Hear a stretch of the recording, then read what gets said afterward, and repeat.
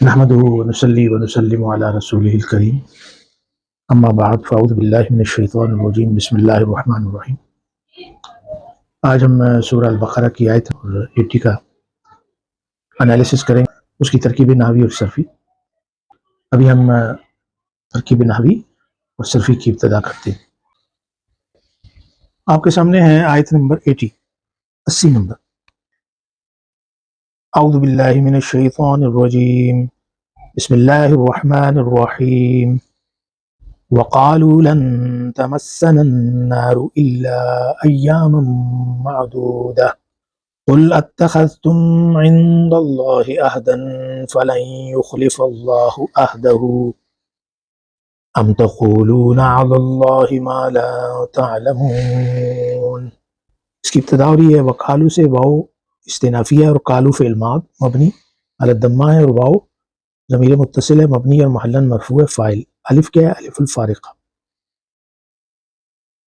لن حرف نفی و نصب ہے۔ یہ گزشتہ سے پیوستہ جو آیات ہیں ان میں اس کی تشریح میں نے کی ہے کہ یہ حرف نفی و نصب فعل مضارع پہ داخل ہوتا ہے اور اس کو مخصوص کر دیتا ہے مستقبل سے، اور اس میں نفی کے معنی پیدا ہوتے ہیں۔ تمسنا، مسا یا مسو، میم سین سین، یہ ثلاثی مجرد میں سے نا، چھونا۔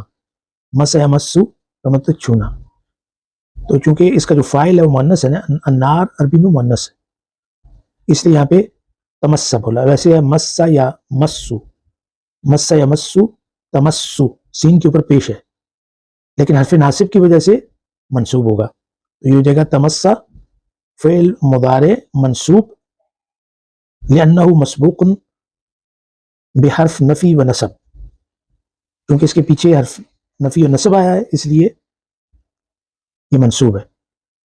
نا ضمیر متصل مبنی علی السکون محلا منصوب مفعول به، النار فاعل مرفوع بالضمہ الظاہرہ، یعنی انہوں نے کہا کہ ہمیں آگ ہرگز نہ چھو سکے گی، تو نار فاعل ہمیں نہ چھو سکے گی یعنی ہمارے اوپر اس کا کوئی اثر نہیں ہوگا، تو نا کیا ہوئی؟ یہ مفعول به یعنی محلا منصوب ہوا۔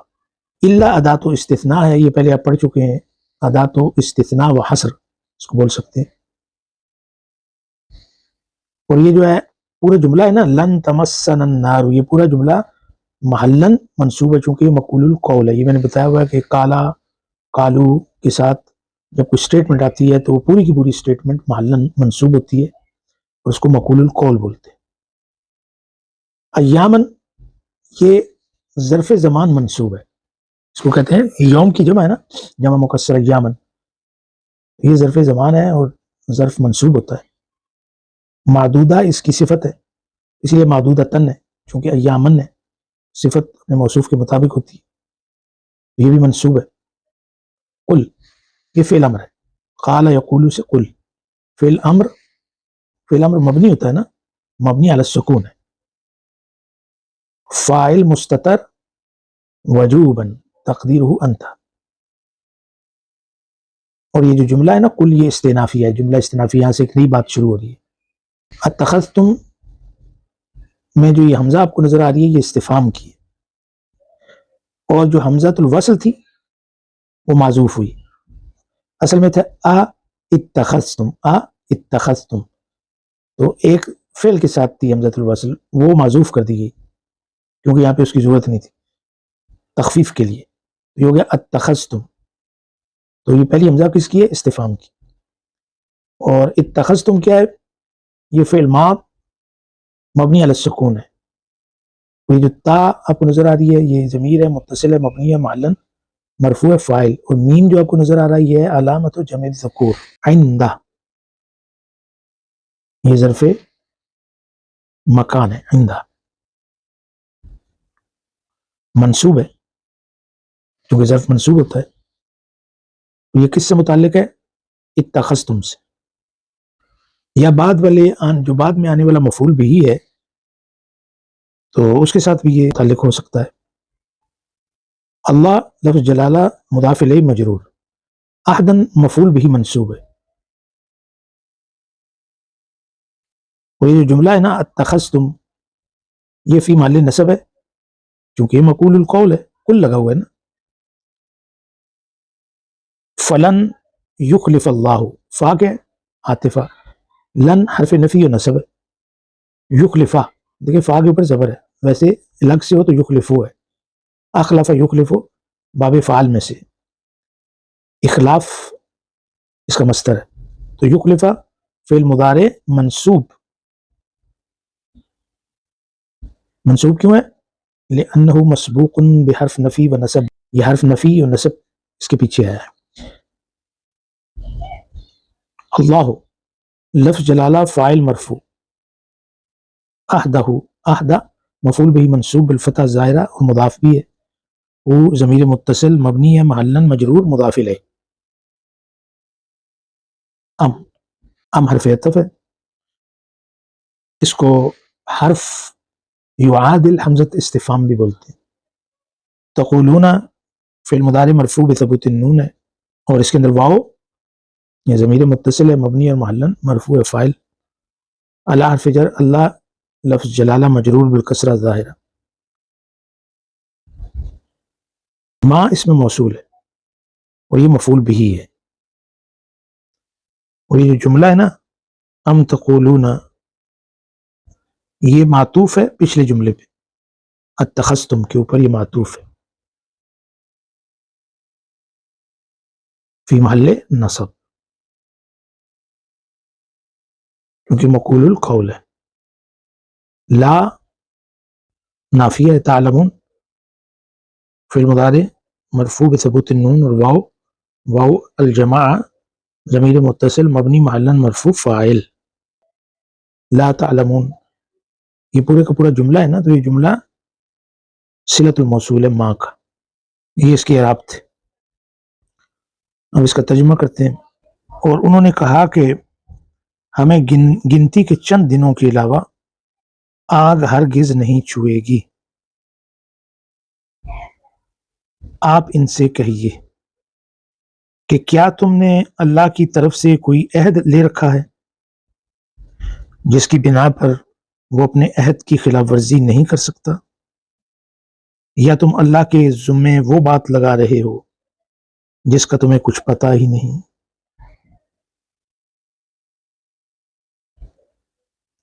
جس کا تم علم نہیں رکھتے. اس میں جو مشکل الفاظ کا استعمال ہوا ہے، ایک تو ہے مسا یا مسو، اس کا مطلب ہوتا ہے چھونا. ایامن معدودہ کہتے ہیں گنتی کے چند دن. پھر اس میں لفظ ہے اتخذ، اتخذ یتخذ کا مطلب ہوتا ہے لینا، اور جب اس کے ساتھ مثلا لگتا ہے عہدن، اس کا مطلب ہوتا ہے کہ کوئی عہد کرنا. یہ اس کے مشکل الفاظ تھے. اب ان آیات کو سامنے رکھتے ہوئے اس کا ایک مفہوم جو ہے ہم نے دیکھنا ہے کہ ترکیب نحوی اور صرفی کرنے کے بعد ہمارے ذہن میں کیا مفہوم اس کا آتا ہے. اب پچھلے سیشن میں ایک لفظ استعمال ہوا تھا امانیہ، کہ ان لوگوں کے پاس صرف ان کی اپنی آرزوئیں ہیں، ان کے خیالات ہیں، ان کے جھوٹ ہیں، اکاذیب ہیں. تو اب ان جھوٹی آرزوؤں کی ایک مثال یہاں پہ دی گئی ہے. یعنی وہ کہتے ہیں کہ دوزخ کی آگ ہمیں چند دنوں سے زیادہ نہیں چھوئے. تو ایک طرح کی یہ خوش فہمی ہے نا، ایک طرح کی آرزو ہے ان کے دل میں یہ بات آئی ہے.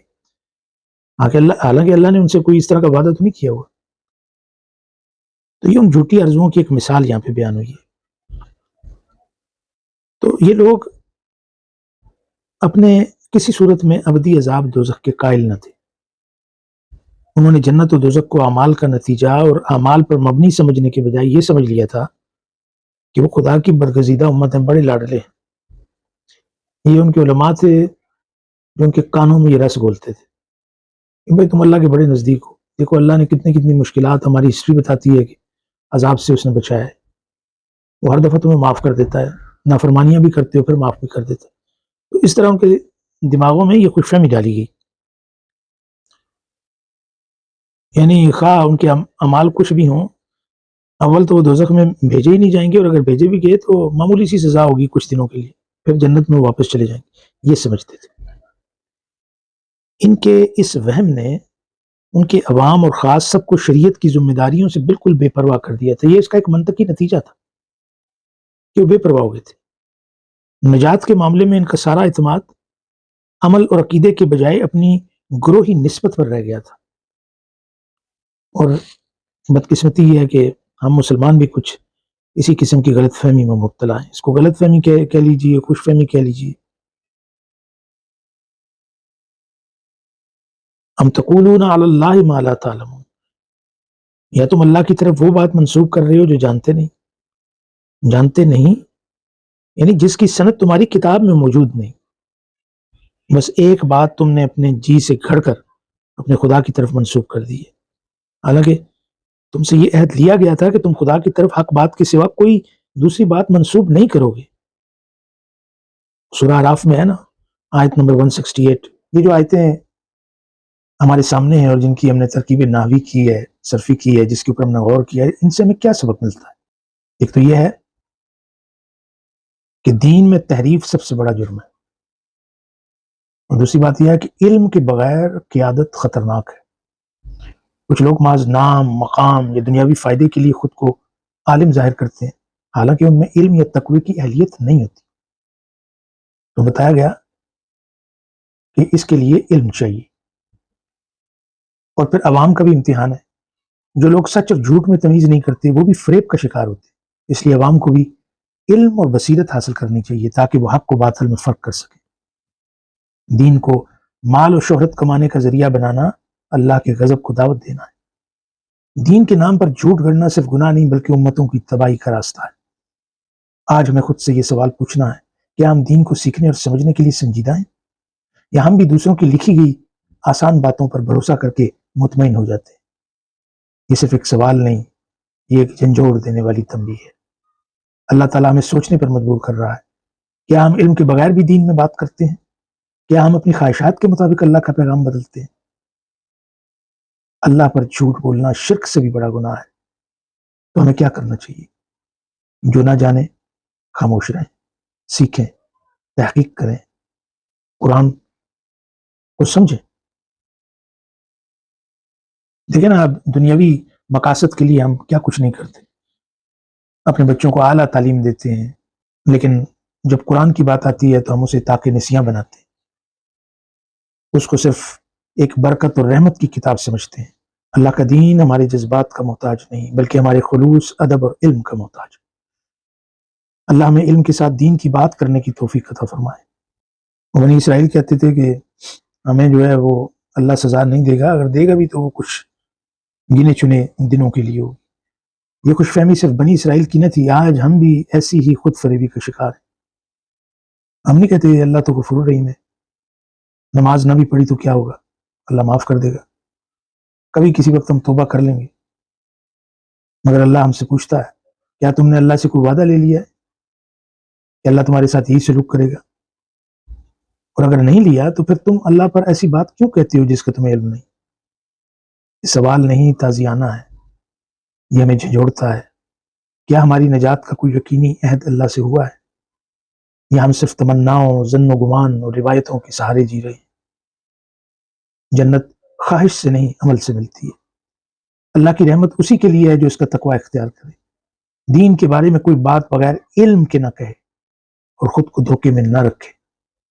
ہمیں عہد کرنا ہے کہ ہم دین کو سیکھیں گے، سمجھے بغیر کچھ نہ کہیں گے.